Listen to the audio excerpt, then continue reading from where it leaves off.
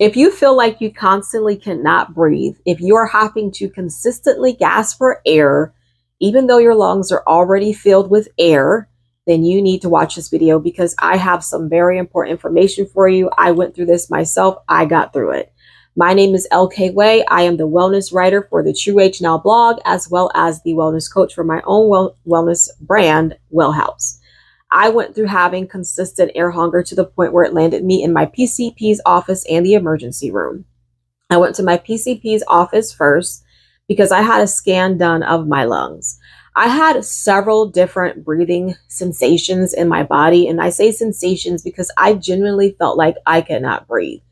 But amongst all the different sensations that I felt regarding not being able to breathe or feeling like I couldn't, consistent air hunger was the worst.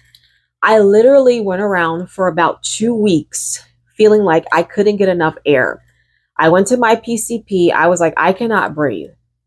What happened is I had a distressed nervous system, and my nervous system was so distressed, my parasympathetic system was not working to the point where I was stuck in the fight or flight state. And of course, that affected my breathing. I told my PCP I cannot breathe. She prescribed me an inhaler. We did a scan of my lungs. While waiting for the scan on my lungs, I went to the emergency room, and I wasn't even going to the emergency room right away. I was going to pick up my kids in another town. I called my PCP's office on the phone. And I'm like, listen, when are my results going to be in? I honestly feel like I can't even breathe right now while I was on the phone with them. And honestly, I couldn't even say that effectively. That's what was in my head to say. My husband actually had to say that for me because I couldn't talk through the conversation. He had to say all that. I said it, but it wasn't legible because I had a hard time talking because that's how much I was gasping for air. So I went to my mother's house. I dropped my kids off.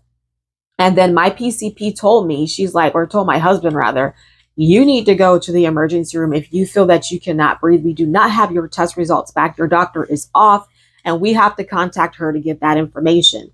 So I was in the emergency room. I got plugged up to a breathing machine.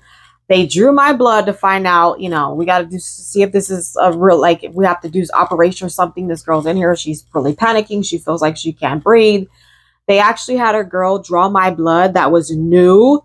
She came there with somebody to help her. I was actually in a state of high anxiety and panic because I actually had panic attacks and high anxiety, and not even at this point so much panic attacks, but I had a high anxiety, a lot of anxiety because all the different symptoms I was feeling in my body were very terrifying to me. I genuinely felt like I couldn't breathe, to the point where I couldn't talk through conversations. When I walked into the emergency room, I had to be assisted with my husband. When I went to the room in the emergency room, I went in a wheelchair because I felt like I couldn't walk. These are just some of the other symptoms that I dealt with. Anyway, long story short, I actually totally freaked out when the girl was drawing blood from my arm because she didn't know what she was doing and blood went freaking everywhere. I'm 40 years old. I've had my blood drawn a lot of times. I actually even did blood draws as a CNA, in a CNA intern. Actually, it was before intern. I didn't do it in my intern. I did it when I was learning. And this chick, I've never seen anybody put a needle in an arm and then the blood squirts up. The blood, I was already in a state of panic. I felt like I couldn't breathe. The new chick, and I should have said when I saw her coming in with the nurse, now, if she don't know what she's doing, please do not have her put that in my arm. But I really couldn't talk. I had such low energy. So I was trying to use every word that I said to say something that was necessary because I was in there like this. Help me. Yes, yes. That's how I was talking because I felt like I could not breathe. Okay. I could not talk because I was having to gasp for air. So she tries to put the needle in. She's squirming around, blood squirting up everywhere. And then I just freak out. I said, take it out, please. Take it. Can you switch? Can you do it? I told the girl, can you do it? And I was like, by this time I was crying because I'm like, and I don't cry that easily. I'm not the type of person that's scared of needles. They don't freak me out. I've done blood draws before.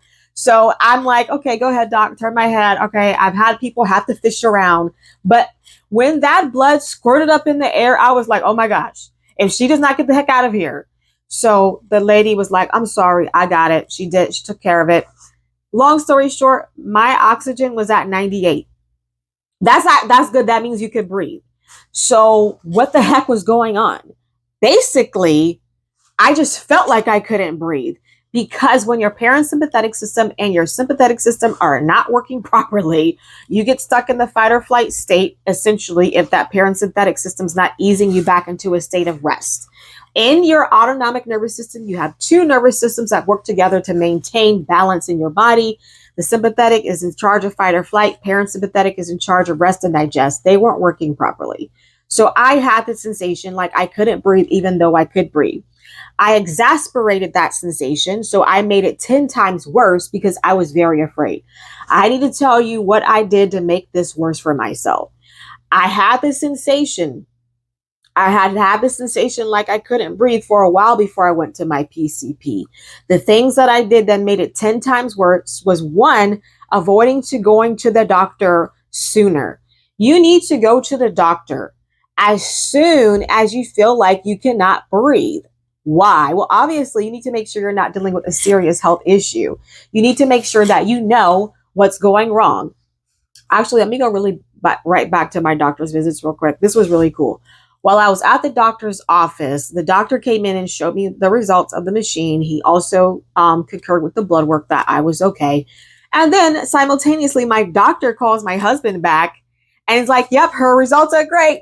We did the scan of her lungs. Everything's fine. So I'm like, yay, I can breathe. So I was so happy. And then I was like so sad because I'm like, so what the heck is that? How is it that I feel like I can't breathe to where I can't talk to somebody, but yet my lungs are full of air? So let me talk about what you need to absolutely avoid. You need to go to the doctor. Why?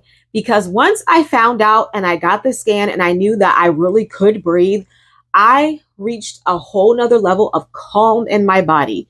The exasperation of panic, that made my air hunger 10 times worse. Besides, you want to make sure you know what you're dealing with. Go to the doctor. I got a scan of my lungs. That was the first step. Actually, no, the first step was the inhaler, which I had too much anxiety to use it. They didn't say how to use it.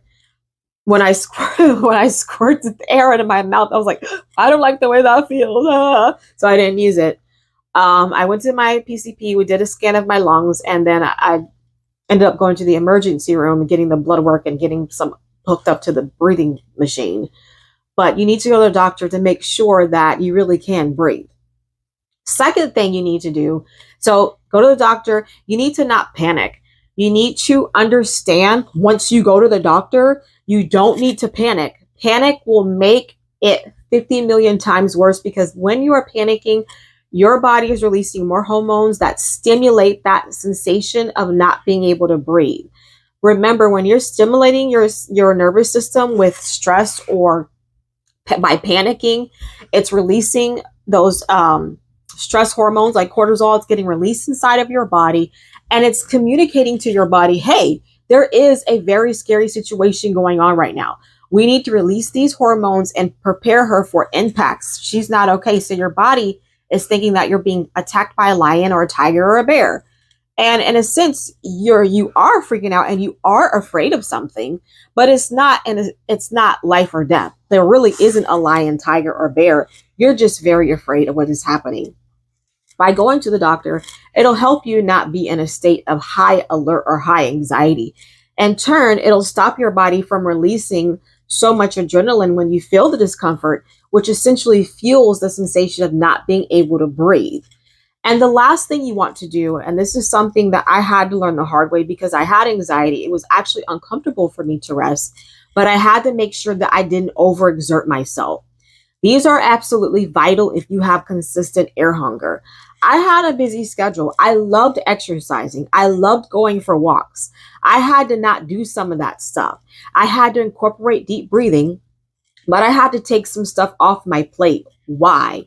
Because your nervous system needs to come into a state of calmness and you are essentially telling it what to do.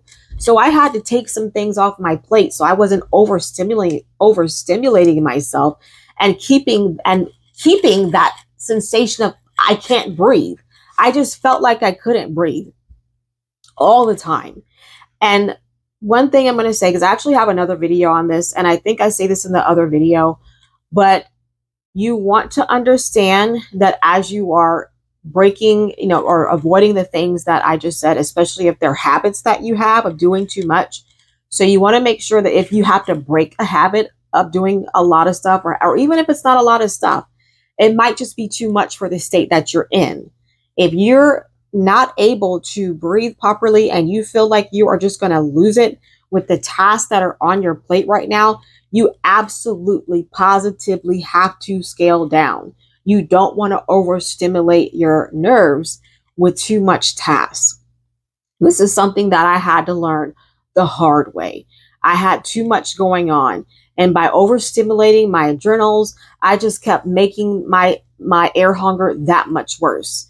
And I tell you, out of all the symptoms that I had, this was perhaps one of the worst. There's nothing worse than feeling like you can't breathe, because obviously if you feel like you can't breathe, you feel like you're going to just pass out or something. I mean, we need air to live. We need air to function and be alive. And feeling like that air is going to run out at any moment is super, super scary. Now, I actually have another video that talks about how to overcome air hunger, which is something that I did. Unfortunately, my PCP was not helpful with this. I had got a really amazing book by a doctor named Dr. Claire, who also helped me a lot with my wellness journey. But I felt like the Lord personally led me to this guy, and I'm so sorry, I do not remember what his channel was, because he has a channel, he talked about it, but it's not like talked about a lot.